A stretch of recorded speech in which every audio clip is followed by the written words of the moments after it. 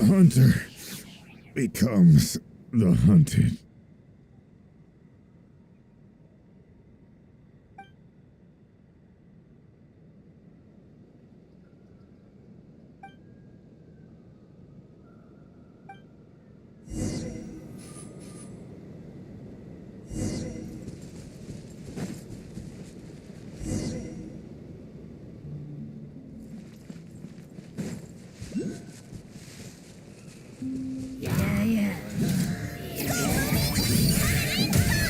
Wind, hear me.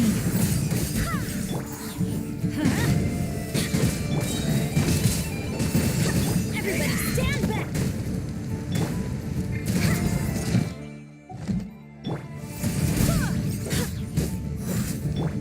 Come stay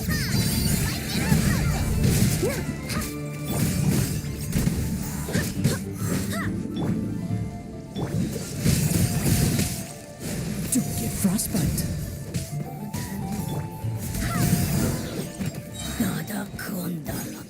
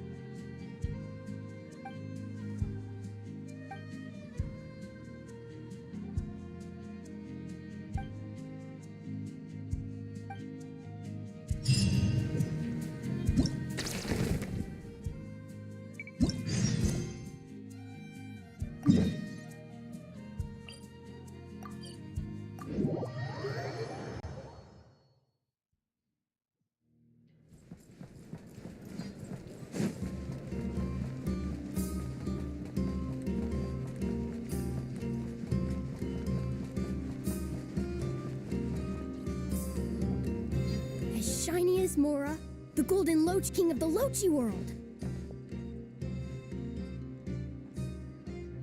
And did Paimon just hear someone say something about gold?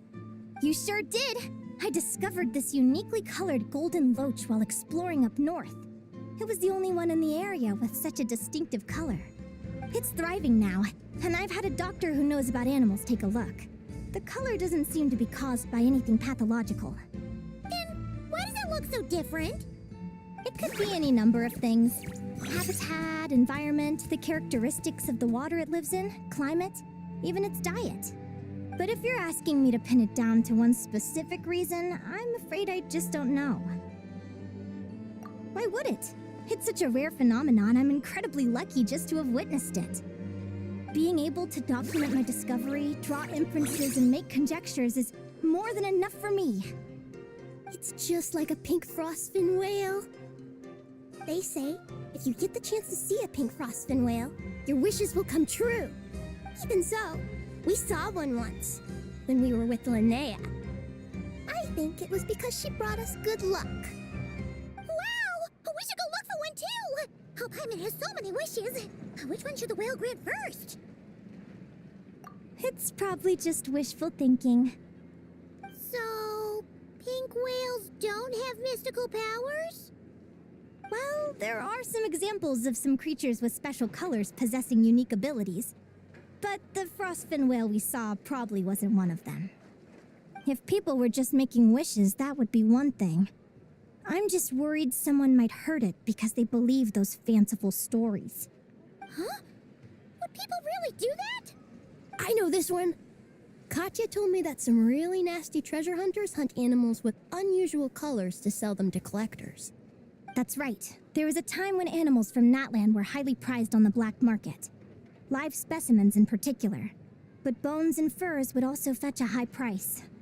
Some merchants looking to sell their smuggled goods at inflated prices would even go so far as to process and alter them, packaging them as some kind of fantasy product before selling them to customers.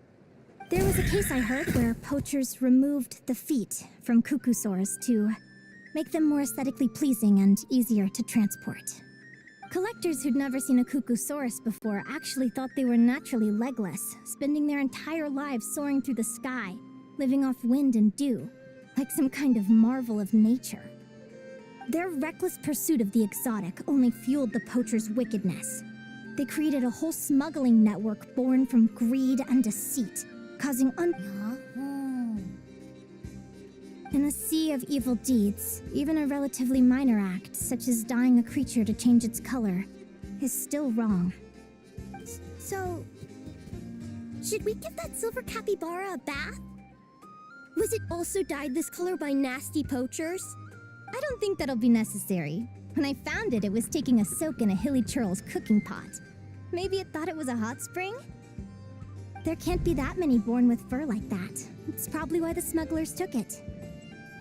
I can totally imagine what it must have looked like in that cooking pot. Right?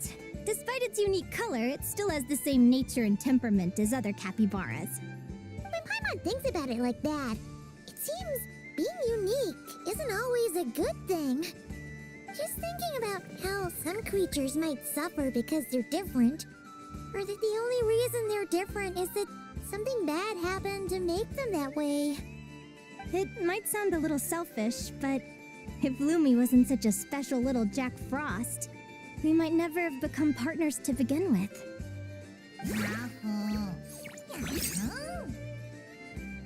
So, it's not always a bad thing either?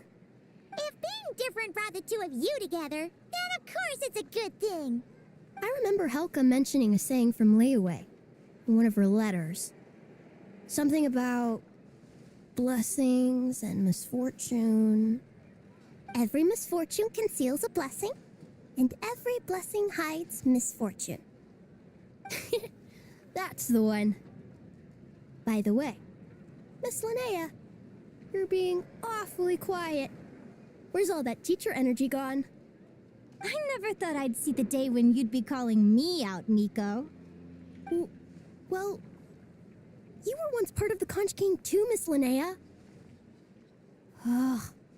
Anyway, Why don't we just drop all this deep stuff for today? And you can tell us about the Volkodlok. Are they really that strong? How do they compare to Snegovic and Leshy? There are many fascinating stories about the Volkodlok that I could tell you. But they'll have to wait for next time. Ugh, not next time again. Alright, but you'd better remember.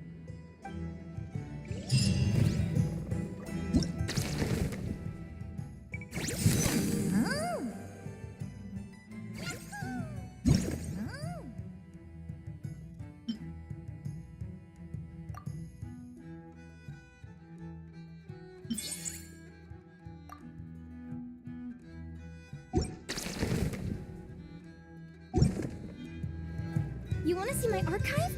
Of course! I'm always happy to show off my masterpiece. I even did the illustrations. Sorry for making you sit through that. Seriously? That's wonderful!